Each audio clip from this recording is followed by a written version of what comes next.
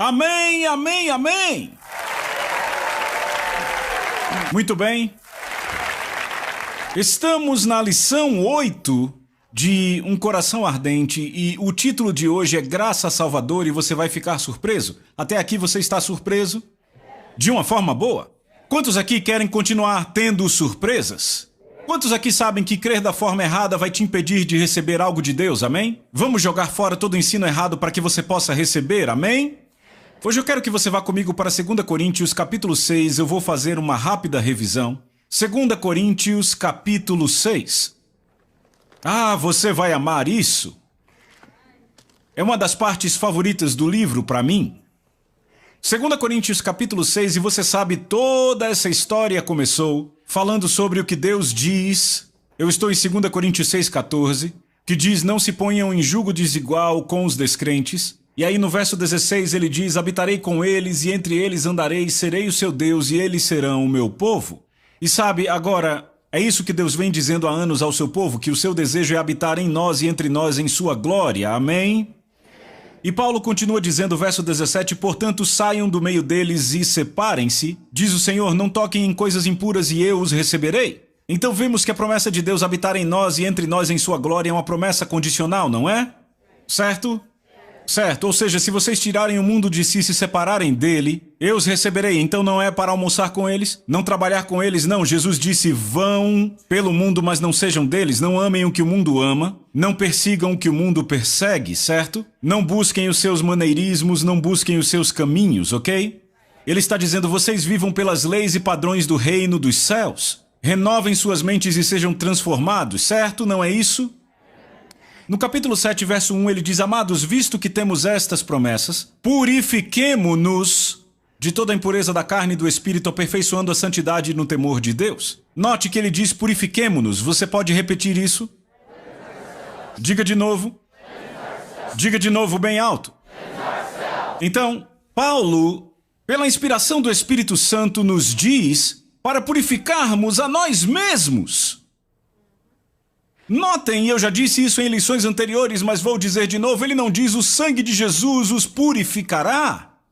Irmão John, você está dizendo que o sangue de Jesus não nos limpa? Não, absolutamente 1000 vezes não. O que eu estou dizendo é não confunda a obra da justificação com a obra da santificação. Você pode dizer amém? Você diz qual a diferença? A obra da justificação é o que acontece no momento em que você nasce de novo, recebe a Jesus Cristo como Senhor. A Bíblia diz que você é salvo, certo? Por causa do sangue de Jesus, certo? E naquele momento você é uma nova criação, todas as coisas já passaram, você se torna uma nova criatura, um novo coração, um novo espírito Deus lhe dá, certo? Mas naquele momento também começa a obra da santificação, em que aquilo que ele pôs dentro de você tem que começar a sair, entende? Esta é a parte em que nós temos que cooperar com Deus, porque ele disse purifiquem a si mesmos, ou seja, temos uma ação direta nisso, certo? Aperfeiçoando a santidade no temor do Senhor, você viu o capítulo 7, verso 1. Então ele diz, purifiquemo-nos de toda a impureza do espírito e da carne, aperfeiçoando a santidade no temor do Senhor. Repitam, aperfeiçoando. A palavra grega para aperfeiçoar é a palavra E-P-I-T-E-L-E-O. E Tyers a descreve assim, tomar sobre si a obrigação de terminar, completar, aperfeiçoar, executar ou completar. Isto põe sobre nós a responsabilidade de iniciar e concluir a purificação, não é assim? E alguém diz, mas John, como é que nós podemos nos purificar? Onde conseguimos o poder para isso? Ora, quantos sabem que Paulo não joga palavras ao vento? Toda essa carta tem um contexto, não é? Vá para o primeiro versículo do capítulo 6 e você entende. Certo? 2 Coríntios 6:1 diz, nós então como cooperadores de Deus insistimos com vocês que não recebam a graça de Deus em vão. Agora olhe para mim. O que é que ele quer dizer? Não recebam a graça de Deus em vão? Não, como é que a gente pode receber a graça de Deus em vão? Sendo igreja como temos sido há 25 anos. Eu vou te dizer, a maioria das pessoas quando lê a Bíblia hoje na igreja, elas completamente, a palavra passa pela cabeça delas. Quer saber por quê? Por causa da nossa compreensão distorcida e equivocada da graça? Posso falar o que é que a igreja entende por graça nos últimos 20 e 25 anos? O nosso entendimento da graça de Deus é como uma grande cobertura. Deixa eu ilustrar para você, ok? Eu sei que eu não estou vivendo exatamente do jeito que deveria, mas graças a Deus pela graça dele. É assim que a graça de Deus é percebida. Agora eu te digo, a graça de Deus não é a grande cobertura. Ela até cobre, mas mais do que isso, ela nos capacita a fazer o que a verdade demanda de nós. Certo, eu vou te dar uma definição, anote aí. A graça de Deus, escreva isto. A graça de Deus é a presença capacitadora de Deus que nos dá a habilidade para fazermos o que a verdade demanda de nós. Posso dizer de novo? A graça de Deus é a presença capacitadora de Deus que nos dá a habilidade para fazermos o que a verdade demanda de nós. Pegaram? Eu perguntei, pegaram? Então, em outras palavras, a graça nos capacita a produzir atos de justiça ou obras piedosas. E você diz, obras, obras, obras. Sim, obras, obras. Ah, não, peraí, nem continue falando. Tem muita gente assim quando se fala de obras? Bem, antes de você ficar nervoso comigo, vamos ver o que Jesus diz sobre isso. Vá comigo para Mateus capítulo 7, e eu vou te fazer passear um pouco pela Bíblia. Mateus capítulo 7, verso 20 diz assim: Jesus disse, pelos seus frutos vocês os reconhecerão. Agora olhe para mim. Como Jesus disse que conheceríamos um crente? Pelos seus frutos ou seu estilo de vida. Não pelas palavras, não pelo fato de orarem em línguas, não pelo fato de virem à igreja, pelo seu estilo de vida, conduta, comportamento. Sabe quanto tempo eu levei para incorporar, para implantar isso nos meus filhos, especialmente porque estudavam em escolas cristãs? Porque iam para escolas cristãs e os filhos dos diáconos, os filhos dos bispos e dos pastores e os filhos das casas cristãs que ali estavam fazendo sexo ou usando drogas ou bebendo até caírem bêbados. E eu ficava, não é assim, meninos, e eu tive que dizer vez após vez: você não conhece um crente pelo fato de ele dizer eu nasci de novo, Jesus Cristo é meu Salvador? Você os conhece pelo estilo de vida? Você entende isso? Porque veja o que Jesus continua dizendo. Veja o verso 21. Agora, por favor, leia o verso 21 como se você nunca o tivesse lido antes. Esqueça de todas as pregações que já ouviu sobre esse versículo e apenas leia as palavras, ok? E note, as palavras estão em vermelho, o que significa que não é Buda quem está falando aqui, certo? Verso 21. Estão prontos? Nem todo aquele que diz a mim, e esse mim não é Buda aqui, certo? É Jesus. Nem todo aquele que diz a mim, Senhor, Senhor, entrará no reino dos céus. Agora olhe para mim. Olhe para mim. Isso acaba de explodir 25 anos da nossa pregação. Nas igrejas, evangélicos, pentecostais, seja o que for. Quer dizer, você conhece o culto típico, não é? A gente prega Jesus como um vendedor de carros usados. Venha Jesus e receba a mensagem. Ele te dá paz, alegria, vai te dar amor, vai te dar cura, vai te dar isso e aquilo. E aí depois de 45 minutos de argumentos de venda, dizemos abaixem a cabeça, todos abaixam a cabeça. E dizemos, olhe para a pessoa que está do seu lado e pergunte se ela morrer hoje ela vai para o céu. E você olha para a pessoa do lado, se você morrer hoje vai para o céu. E a pessoa olha de volta e diz, não! E o pregador diz, se ela não pode dizer sim, tome-a pela mão e a traga aqui. Então as levamos e cantamos, assim como eu sou, assim como eu sou. E aí depois disso vem a oração que parece uma receita. Jesus, eu te recebo como Salvador, me perdoe todos os pecados. Venha ao meu coração e me salve hoje. Em nome de Jesus. Oh, agora você está na família de Deus, muito bem-vindo. E voltam para os seus assentos, assim como estavam, assim como estavam, assim como estavam. A diferença é que agora elas estão enganadas. Não falamos nada para elas sobre arrependimento, nada sobre negar a si mesmas e levar a cruz, apenas pregamos... O quê? Pregamos apenas um evangelho que vai dar a elas uma boa vida. Ah, e o céu também. Mas aí Jesus continua dizendo, nem todo aquele que disser a mim, Senhor, Senhor, entrará no reino dos céus, ou seja, nem todo aquele que fizer a oração do pecador, chamando Jesus de Senhor, vai para o céu. É Jesus que está falando, não é o doutor fulano de tal. E aí eu perguntei, Ei, Jesus, se nem todos que te chamarem de Senhor vão para o céu, então quem é que vai para o céu? Eu quero saber. Sabe o que ele respondeu? É bom sabermos, não é? Nem todo aquele que diz a mim, Senhor, Senhor, entrará no reino dos céus, mas, repita, mas, apenas aquele que faz a vontade do meu Pai que está nos céus. Então não é apenas confessar, é confessar e fazer. Não, peraí, mas aí tem obras envolvidas, você entendeu? Não, vamos ver o que ele diz sobre essa coisa das obras. Vá para Mateus capítulo 5. E alguém diz, mas e a lei? Não estamos mais sob a lei? Não, vamos ler Mateus capítulo 5. Mateus 5, vá lá. E você nota algo aqui, ele diz, Mateus 5,17, ele diz, não pensem que eu vim abolir a lei e os profetas. Eu não vim destruir, mas cumprir. Repita, cumprir. Agora veja isso, verso 21, eu vou te mostrar um padrão, repita, padrão. Veja esse padrão, 21. Vocês ouviram o que foi dito aos seus antepassados? Veja o verso 22, mas eu lhes digo. Viram isso? Veja o verso 27. Vocês ouviram o que foi dito, agora veja o verso 28, mas eu lhes digo. Viram? Verso 31, foi dito, verso 32, mas eu lhes digo. 33, vocês também ouviram? Verso 34, mas eu lhes digo, olhe para mim. Viram o padrão? Jesus passa o resto desse capítulo no sermão do monte, ele diz constantemente, ouviram o que lhes foi dito? O que ele quer dizer com vocês ouviram o que foi dito aos seus antepassados? Ele está dizendo assim é a vida debaixo da lei, certo? Certo? Agora quem deu a lei? Vamos, digam todos. Todos digam. Moisés deu a lei, como eu sei, João 1, 16, 17.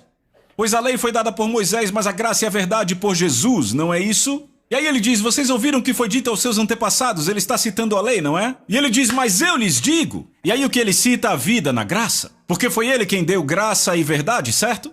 Então vamos dar uma olhada no primeiro aqui. O primeiro que ele diz, verso 21. Vocês ouviram o que foi dito aos seus antepassados? Não matarás. Certo? Verso 22. Mas eu lhes digo, qualquer que se irar contra seu irmão estará sujeito a julgamento. Qualquer um que disser a seu irmão racá será levado ao tribunal. E qualquer que disser louco corre o risco de ir para o fogo do inferno. Veja, racá significa cabeça de vento e louco significa completamente sem Deus. Nessa época, uma pessoa chamar a outra de louca significa não gosto de você, te odeio. Estão acompanhando? Debaixo da lei, você é considerado assassino se tira a vida de um homem. Não é assim? Certo? Mas Jesus diz, mas eu lhes digo que quem for preconceituoso, qualquer um que se recusar a perdoar ou qualquer outra forma de ódio, corre o risco do inferno. E João confirma, ele diz, se você odeia seu irmão é assassino e nem pense que terá a vida eterna habitando em você. Agora ficou quieto aqui. Então qual padrão é mais elevado? O da graça, certo? Por quê? Porque ele nos capacitou para vivê-la. É a presença capacitadora de Deus, a graça dele, entende? Ei, você entende? Veja, debaixo da lei tinham que ser contidos externamente, mas na graça Deus diz, eu te dou poder por dentro para viver. Aí no Novo Testamento eu odeio meu irmão, sou assassino. Boa pregação, amém? Bem, vamos ver outra. Ele disse, vocês ouviram o que foi dito, não adulterarás. Debaixo da lei, você era considerado adúltero se fosse para a cama com uma mulher que não é sua esposa, não é? Certo? Ele disse, mas eu lhes digo, quem olhar para uma mulher para desejá-la já cometeu adultério. Debaixo da lei você tinha que fazer. Na graça você só precisa querer fazer, ou seja, já é adúltero. Qual é o padrão mais alto? Por quê? Porque ele nos deu o quê? O poder para viver isso? Você está entendendo? Ei, você está entendendo? Vá comigo para Apocalipse 2, eu vou te mostrar algo impressionante. Alguns anos atrás, Deus me disse uma coisa, na verdade duas, enquanto eu orava. A primeira coisa me chocou, mas a segunda afirmação mudou a minha vida. Aquilo me mudou. A primeira afirmação me chocou tanto que eu tive que ir para a Bíblia para checar se o que eu tinha ouvido em meu espírito estava certo. Então, eu vou combinar algo com você hoje, certo? Primeiro eu vou te mostrar aquilo que eu tive que voltar e olhar na minha Bíblia se estava certo, ok? Depois eu digo a afirmação, tudo bem? Apocalipse capítulo 2. Então, antes de começarmos a ler, você sabe que há 7 cartas aqui em Apocalipse capítulos 2 e 3, certo? Ok? para 7 igrejas históricas da Ásia. Se você olhar, as palavras estão em vermelho se a sua Bíblia tiver essa opção que nos diz que elas vieram direto da boca de Jesus. João apenas relatou. Estão acompanhando? Então, se estas cartas, ouça, se elas fossem apenas mensagens às igrejas históricas da Ásia, Deus nunca as poria na Bíblia. O simples fato de elas estarem nas Escrituras significa que tem aplicação profética que se aplicam a nós hoje. Posso ouvir um amém? Certo? Eu quero que notem o que ele diz a essas igrejas. Veja o capítulo 2, verso 1. Ele diz ao anjo da igreja em Éfeso, escreva. Veja o verso 2. Conheço as suas... Digam aí. Então Jesus diz, conheço suas obras. Veja a próxima igreja, verso 8. E ao anjo, anjo simplesmente significa mensageiro. Vem do grego águelos, também usada para descrever o ministério de João Batista. E ao mensageiro da igreja de Esmirna, escreva. Conheço as suas... Repitam. Obras. Vamos para o próximo. Verso 12. Ao anjo da igreja de Pérgamo, escreva. Verso 13. Conheço as tuas... Versão King James. Repitam. Talvez o próximo mude. Verso 18. Ao anjo da igreja em Tiatira, escreva. 19. Conheço as suas... talvez a próxima mude. Capítulo 3, verso 1. Ao anjo da igreja em Sardes, escreva. Estas são as palavras daquele que tem os 7 Espíritos de Deus e as 7 estrelas. Conheço as suas... Repitam. Talvez mude na próxima. Certo, verso 7. Ao anjo da Filadélfia, escreva. Verso 8. Conheço as suas... Repitam. Talvez na última mude. Verso 14. Ao anjo, ao mensageiro da igreja em Laodiceia, escreva. Verso 15. Conheço as suas... Então talvez agora você já imagine o que ele me disse. Eu estava orando, então de repente, a mim me pareceu que o Espírito Santo falou, filho, você reparou nas primeiras palavras que saíram da minha boca? Lembre, o Espírito Santo sempre fala por Jesus. As primeiras palavras que eu falo para todas as 7 igrejas no livro de Apocalipse são conheço suas obras. E eu, aí eu corri para a Bíblia e vi tudo o que acabamos de ler. E eu me sentei e disse, quantas vezes... Eu já li isso e eu nunca notei. Foram as primeiras palavras que você disse a elas. Exceto pela descrição dele mesmo, foram as primeiras palavras e eu fiquei ponderando o que isso significa. E de repente o Espírito Santo falou a segunda coisa. Ele disse, você notou que eu não disse a nenhuma das 7 igrejas, eu conheço seus corações? Eu disse, oh meu Deus. E aí de repente eu pensei em todas as vezes... que eu estive com crentes que justificavam seu estilo de vida dizendo, não, irmão, mas Deus conhece meu coração.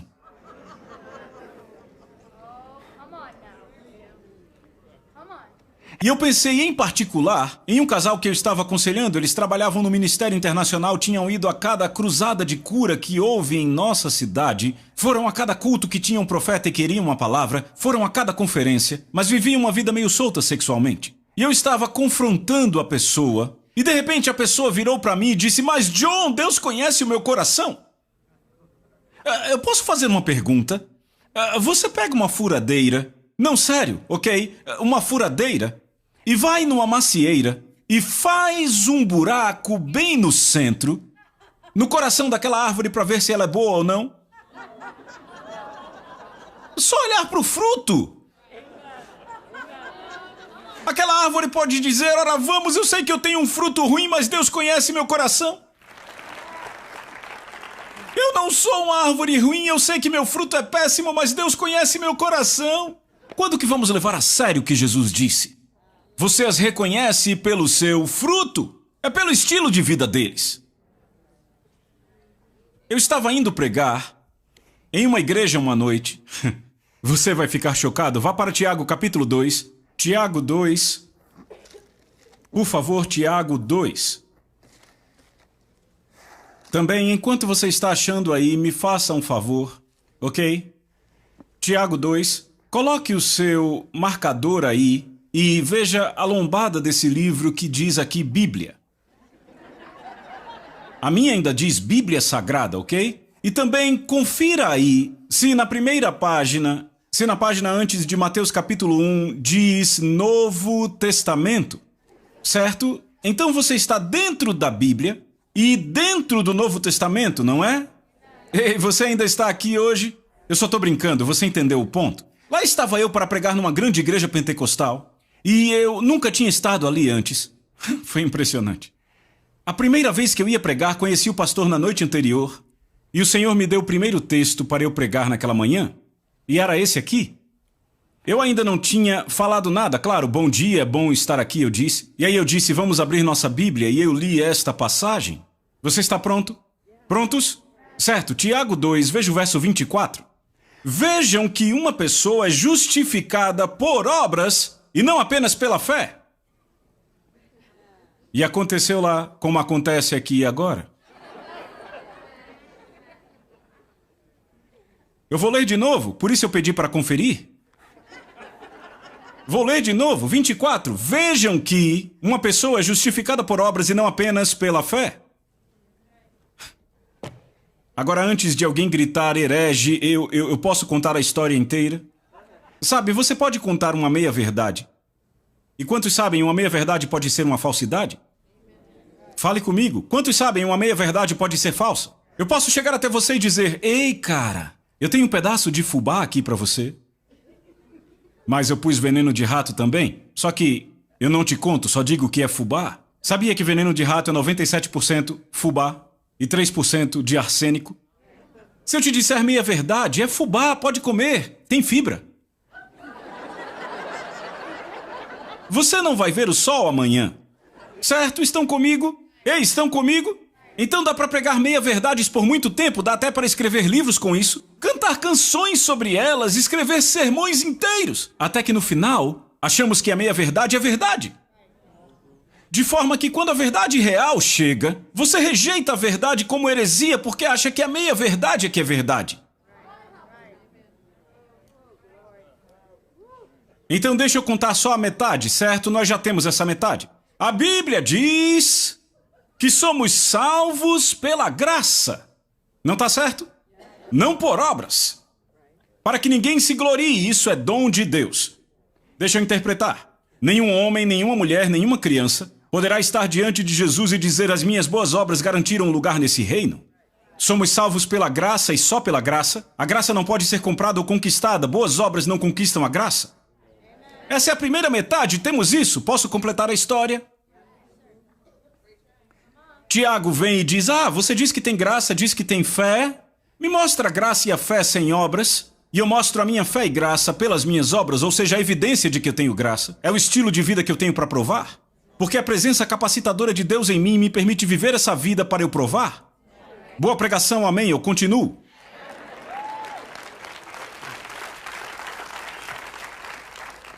Você está entendendo? Deixa eu ler para você, justificação só acontece pela fé, você pode dizer amém? Mas isso não para por aí. Se dissermos temos fé, mas sem obras que a seguem, claramente é evidência de uma fé não genuína. A verdadeira fé sempre produz conformidade real com Cristo. Se a justificação acontece conosco, então santificação certamente ocorrerá. Se não há santificação, significa que houve um erro na apropriação da justificação. Vou ler de novo. Se dissermos temos fé, mas sem obras que a seguem, claramente há evidência de uma fé não genuína.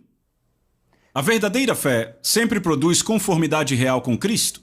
Se a justificação acontece conosco, a santificação certamente ocorrerá. Se não há santificação, significa que houve um erro na apropriação da justificação. Deixa eu dar um exemplo.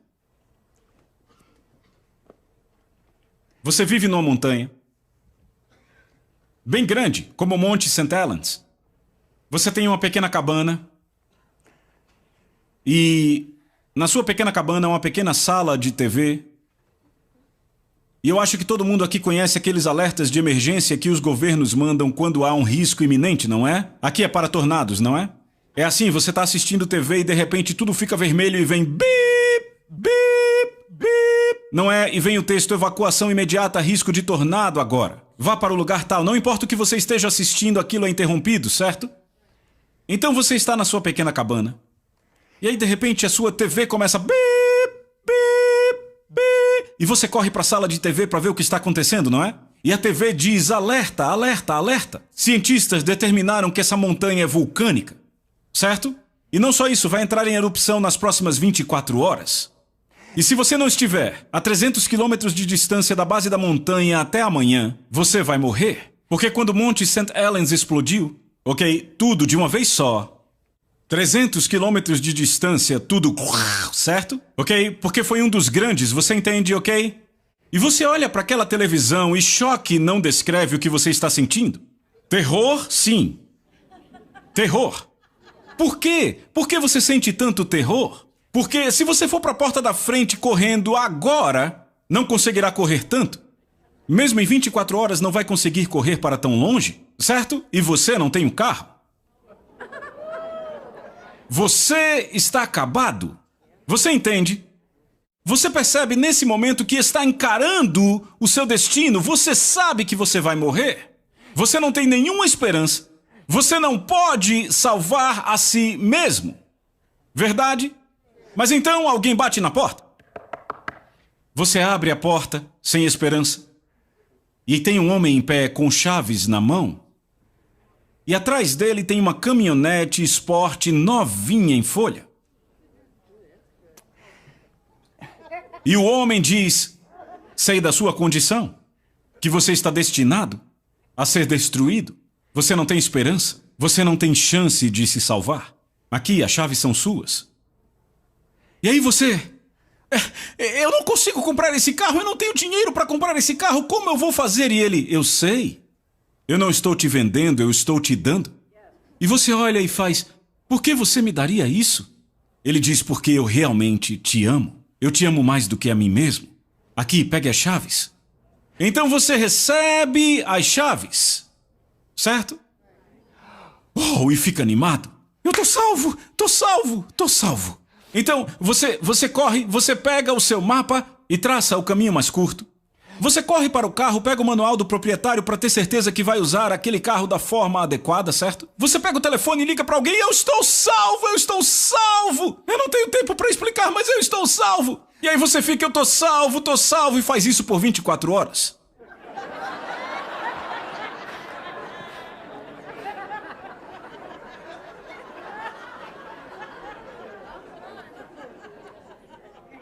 A montanha entra em erupção.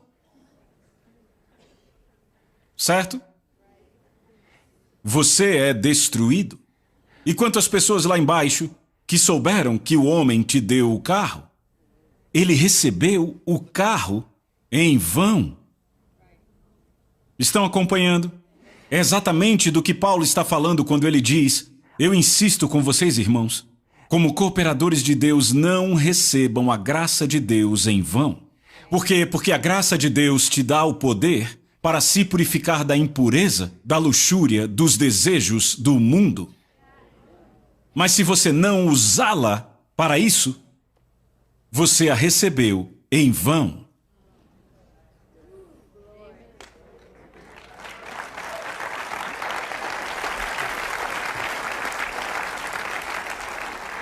Vá para 1 João, eu vou mostrar só alguns trechos, eu estou te dizendo, está por todo lugar na Bíblia isso. 1 João capítulo 2, 2:1 ele diz, meus filhinhos, escrevo-lhes estas coisas para que vocês não pequem. Se porém alguém pecar, temos um intercessor junto ao Pai. Note que ele não diz, meus filhinhos, escrevo-lhes estas coisas, mas quando alguém pecar, temos um advogado junto ao Pai. Ele não diz quando, mas se. Veja, o alvo é não pecar, mas se você pecar, o que vai acontecer? Ele diz que temos um advogado junto ao Pai. Estão acompanhando? Mas o alvo é não pecar. Estão comigo? E ele continua no versículo 3. Agora, por isso nós sabemos que o conhecemos. Como sabemos que conhecemos Jesus? Como sabemos?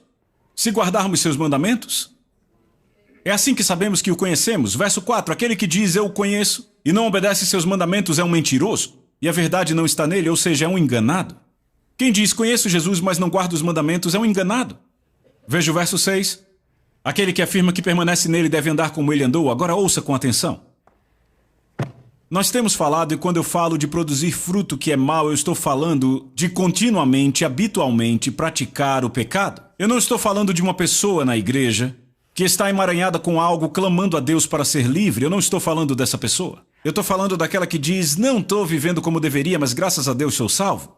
Eu sei que tem gente na igreja hoje. Eu lutei contra algo por 7 anos na década de 80 e eu lutava e lutava e lutava. E Deus sabe, eu odiava aquilo. E eu estava crendo em Deus, assim como o homem dos cigarros que eu falei na sessão passada.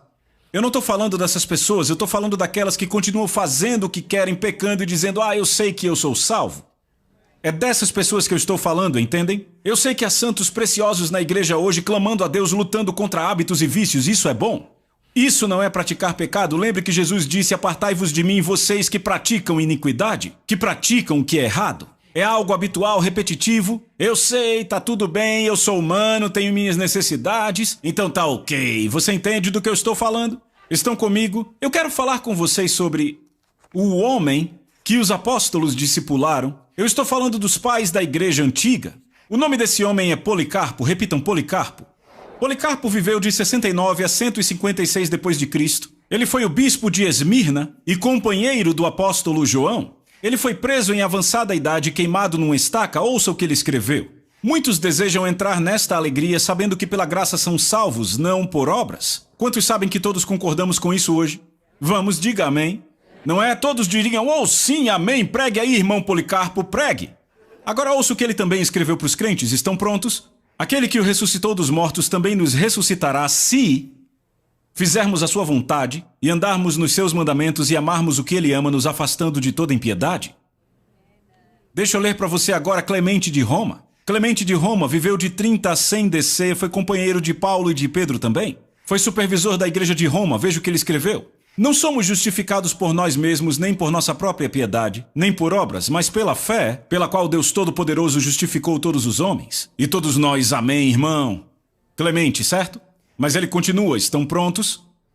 É necessário estarmos prontos para a prática de boas obras, pois ele nos alertou, eis que o Senhor vem, com sua recompensa diante de si, para dar a cada homem segundo a sua obra.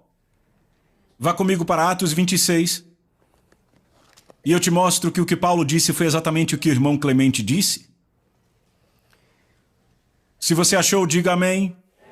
Veja o que Paulo diz ao rei a quem ele está pregando. Sabe o que eu acho terrível? Como diluímos o evangelho para celebridades, políticos, presidentes de empresa. Só precisamos dizer a verdade a eles. A forma como você os ganha é como terá que mantê-los.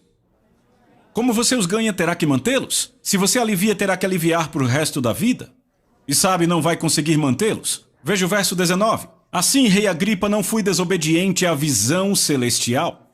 Preguei em primeiro lugar aos que estavam em Damasco, depois aos que estavam em Jerusalém e em toda a Judéia, e também aos gentios, dizendo que se arrependessem, repitam, arrepender-se, se voltassem para Deus e vejam, praticando obras, repitam, obras, que mostrassem seu arrependimento. Vá comigo para Tito, capítulo 2. Tito, eu vou mostrar que está por todo o Novo Testamento. Tito, capítulo 2, por favor. Se você achou, diga amém. Tito 2, verso 11 diz, porque a graça de Deus, repitam, a graça de Deus, que traz salvação, apareceu a todos os homens, nos ensinando, repitam, nos ensinando. Quantos sabem que o ensino nos capacita? Não é assim? Ela nos ensina a renunciar à impiedade e às paixões mundanas e a viver de maneira sensata, justa e piedosa nesta era presente, viram? Enquanto aguardamos a bendita esperança, a gloriosa manifestação de nosso grande Deus e Salvador Jesus Cristo, Ele se entregou por nós a fim de nos remir de toda a maldade e purificar para si mesmo um povo particularmente seu, dedicado à prática de boas obras. Repita, boas obras. Agora pule para o capítulo 3, verso 8. Fiel a esta palavra e essas coisas eu quero que você afirme constantemente, para que os que creem em Deus se empenhem na prática de boas obras. Tais coisas são excelentes e úteis aos homens. É interessante ele dizer para afirmarmos constantemente a prática de boas obras, mas hoje na igreja atual, quer saber, nós falamos disso raramente. Lembra quando eu falei antes sobre o temor do Senhor? O temor do Senhor, ouça, nós pregadores temos problemas quando gritamos o que Deus sussurra e sussurramos o que Deus grita. São 2 pesos e 2 medidas, você entende? Nós devemos pregar, ouça, para as pessoas das nossas igrejas hoje, o quão é importante andar no poder da graça de Deus para praticar boas obras. Você não consegue na sua própria força, mas Deus dá a sua graça. E se não falamos às pessoas sobre o que de fato é a graça, sabe? Uma vez eu estava esperando para ser entrevistado num programa de televisão, e enquanto eu esperava eu perguntei, Senhor, por que há tanto pecado na igreja? E o Senhor disse, é produto do que vocês têm pregado. Quando ele disse vocês, estava falando de pregadores? Eu disse, como assim? Bem, ele me mostrou Pedro dizendo pelo qual nos têm sido doadas grandes e muito preciosas promessas. As sementes da palavra de Deus, não é? Para que por elas nos tornemos coparticipantes da natureza divina. Escapando das corrupções do mundo, não é assim que diz? Certo? Então são as sementes da palavra de Deus que nos dão o quê? O poder de sermos participantes da natureza divina. Mas então o Senhor disse, se você planta uma macieira não vai colher mangas, não é? Eu disse não. Ele disse, se você planta bananas não vai colher pêssego. Eu disse não. Ele disse, ora, se você prega que a única diferença entre um crente e um ímpio é que o crente é perdoado, salvo pela graça e perdoado, você terá uma igreja fraca e derrotada, mas se você pregar este evangelho de poder para a salvação, ele disse, as pessoas andarão na minha vitória, porque esta é a semente que você põe nelas. Eu disse, uou! Você entende? Agora, deixa eu terminar com essa é a que mais me choca. Esse é Clemente de Alexandria, viveu de 115 a 200 DC, ele foi um líder da igreja de Alexandria no Egito, agora ouça. Ele foi encarregado da escola de instrução para novos convertidos. Você está pronto? Ouça o que ele escreveu para novos convertidos. Ele disse, mesmo que façam boas obras agora, não será vantagem para eles depois da morte se não tiverem fé. Quantos aqui concordam que diríamos aleluia? Certo? Vou ler de novo. Mesmo que tenham feito boas obras agora, não será vantagem para eles, está falando de pecadores, depois da morte se não tiverem fé. Certo? E nós, amém, irmão Clemente, de Alexandria, certo? Veja o que mais ele escreveu. Ele diz, todo aquele que obtém a verdade e se distingue em boas obras, ganhará o prêmio da vida eterna. Alguns correta e adequadamente entendem como Deus provê o poder necessário para serem salvos, mas dando pouca importância às obras que se seguem à salvação, fracassam no preparo necessário para alcançar o objeto da sua esperança. Repitam, preparo. Eu vou falar disso nas próximas lições. E vocês podem pensar, esse cara precisa ler a Bíblia? Ora, deixa eu te falar algo. Josh McDowell diz em seu livro Evidências que Exigem um Veredito, que Clemente de Alexandria, esse cara que eu acabei de ler, estão acompanhando, que eu acabei de citar, tirou 2.400 das suas citações de todos os livros do Novo Testamento, exceto 3. O mesmo acontece com os outros. Eu olho para muitos livros hoje, numa estante cristã, tem uns que não tem nem 10 versículos dentro. Filosoficamente, muito bons. Você está comigo? Paulo deixa bem claro, não recebam a graça de Deus em vão. Se você acha que a graça é só uma grande cobertura, como é que você vai recebê-la em vão? Mas quando você vê que a graça é a presença capacitadora de Deus que nos possibilita fazer o que a verdade demanda, aí você entende como pode recebê-la em vão, como o homem que recebeu o carro em vão, na montanha. Estão comigo?